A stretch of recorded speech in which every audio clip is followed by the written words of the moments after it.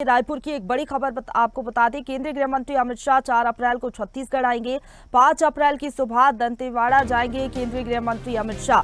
दंतेवाड़ा में मां दंतेश्वरी के दर्शन करेंगे। मंदिर दर्शन के बाद बस्तर पंजुम के समापन समारोह में शामिल होंगे। बस्तर में स्थानीय चुनाव के जनप्रतिनिधियों से भी मिलेंगे। बीजापुर, सुकमा, दंतेवाड़ा, नारायणपुर के जनप्रतिनिधियों से वो मुलाकात करेंगे। बस्तर में जवानों से भी मुलाकात करेंगे। बस्तर से लौटकर रायपुर में प्रशासनिक बैठक भी केंद्रीय गृह मंत्री अमित शाह करेंगे। और इसी खबर पर ज्यादा बातचीत के लिए सीधे रुख करेंगे। रायपुर से संवाददाता हिमांशु हमारे साथ लाइव जुड़ गए हैं। हिमांशु, केंद्रीय गृह मंत्री अमित शाह का दौरा बेहद ही ज्यादा महत्वपूर्ण माना जा रहा है, कई कार्यक्रम में शामिल होंगे, क्या अपडेट है उनके दौरे को लेकर, किस तरीके की तैयारियां चल रही है?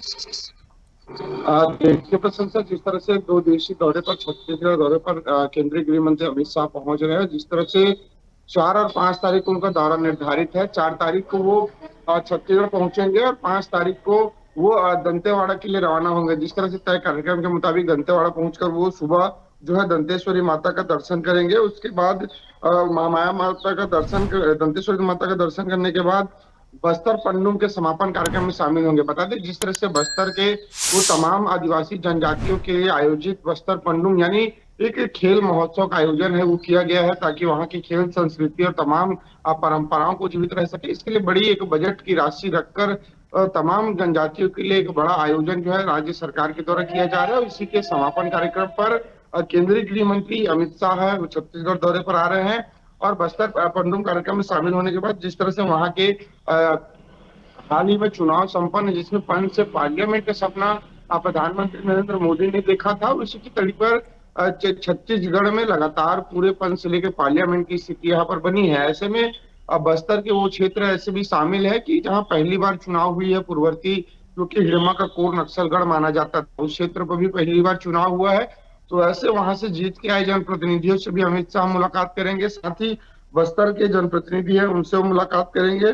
और बीजापुर, सुकमा, दंतेवाड़ा, नारायणपुर के तमाम जो जनप्रतिनिधि है उनसे 1-to-1 वो चर्चा करेंगे। उसके बाद जिस तरह से छत्तीसगढ़ में एक के बाद एक जो नक्सलियों पे कहर बरपा रहे हमारे जवानों की जो जिस तरह से जो सूरवीर है, ऐसे जवानों की जो मनोबल है उनको बढ़ाने के लिए केंद्रीय गृह मंत्री साफ तौर पे उनसे मुलाकात करते नजर आएंगे। उनकी बहादुरी को वो सलाम करते नजर आएंगे। तो ऐसे जो है लगातार छत्तीसगढ़ में 2026 तक नक्सल खात्मे को लेकर केंद्रीय गृह मंत्री का लक्ष्य है। उस लक्ष्य को लेकर लगातार प्रयास यही किया जा रहा है कि छत्तीसगढ़ में तमाम जो नक्सल से जो कई राज्य, कई जो जिले ग्रसित है, देश में कई राज्य जो ग्रसित है, उन्हें किस तरह से मुक्त किया जाए, तो लक्ष्य को लेकर कितनी तेजी से काम कर रहे हो। छत्तीसगढ़ में लगातार एक के बाद एक 250 से ज्यादा जो है नक्सलियों को मार गिराने के काम इस राज्य सरकार ने किया है। तो कुल मिलाकर राज्य सरकार की तमाम सफलताओं को लेकर कहे, जवानों की सफलताओं को लेकर कहे, जवानों की बहादुरी को लेकर कहे, केंद्रीय गृह मंत्री मुलाकात करते नजर आएंगे। साथ ही दूसरे दिन वो बस देर शाम को हिमांशु, जिस तरीके से आप बता रहे हैं 2 दिवसीय दौरा है और खास तौर पर बस्तर में जिस तरीके से विकास कार्य किए जा रहे हैं, बस्तर का लगातार विकास हो रहा है, नक्सल प्रभावित जो इलाके हैं वहां पर किस तरीके से आप लगातार विकास हो रहा है, स्थिति वहां पर बदल रही है, इसको लेकर वो जनप्रतिनिधियों से बातचीत कर सकते हैं। साथ ही साथ एक स्थानीय कार्यक्रम में शिरकत करेंगे। सुरक्षा के लिहाज से तमाम व्यवस्थाएं अब की जा रही है प्रशासन की तरफ से। बहुत धन्यवाद आपका हमारे साथ जुड़ने के लिए और अपडेट हम तक पहुंचाने के लिए।